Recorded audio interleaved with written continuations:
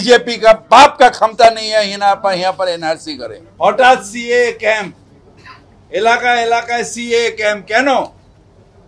এটারও দায়িত্ব নিতে হবে ইলেকশন কমিশনকে, যে কোঅর্ডিনেট করে দুজনে ইলেকশন কমিশন আর বিজেপি ভাই ভাই একসাথে চলতে চাই, সেই চলতে আমরা দেব না, দরকার হলে পা ভেঙে দেব। ইলেকশন কমিশনার সিইও সাহেবকে বলেছি আমরা প্রায় ৬০০০ ভুল বিএলও নিযুক্তির লিস্ট দিয়েছি, তার কি অ্যাকশন হয়েছে একটু দেখান। অবাক লাগলো আজকে তৃণমূল বলছে বিএলএদের প্রোটেকশন দিন, আমরা সহমত হলাম।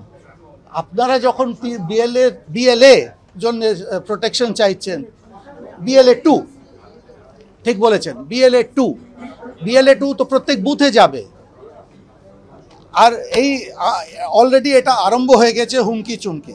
কারুর পলিটিক্যাল পারপাস থাকবে, অনুপ্রবেশকারী বলে দাগিয়ে দিয়ে গরিব মানুষের সর্বনাশ করবে, এটা আমরা হতে দেব না। আবার কারুর যদি মনোভাব হয় ভুলে ভরা ভোটার লিস্ট থাকুক, তাহলে তার দায় ইলেকশন কমিশনের ঘাড়ে পড়বে।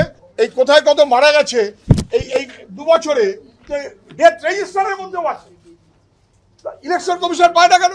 পাড়ার ছেলেরা পায় কেন? এইরকম নানাবিধ কাগজপত্র আমরা কিছু দেখিয়েছি। 2002-কে কেন, ওয়াই নট 2021 এই লিস্টকে কেন সামনে আনা হয়নি? এটাকে কেন এই 2021 অব্দি যে ভোটার লিস্ট সেটাকে কেন প্রাধান্য দেওয়া হচ্ছে না? আমাদের যে ভ্যালিড পয়েন্ট, সেই ভ্যালিড পয়েন্ট শুনতে দাঁড়াচ্ছে। লিস্টকে কেন কনসিডার করা হবে না? যাদের ডকুমেন্টস নেই তাদেরকে নিয়ে কি চিন্তা ভাবনা রয়েছে?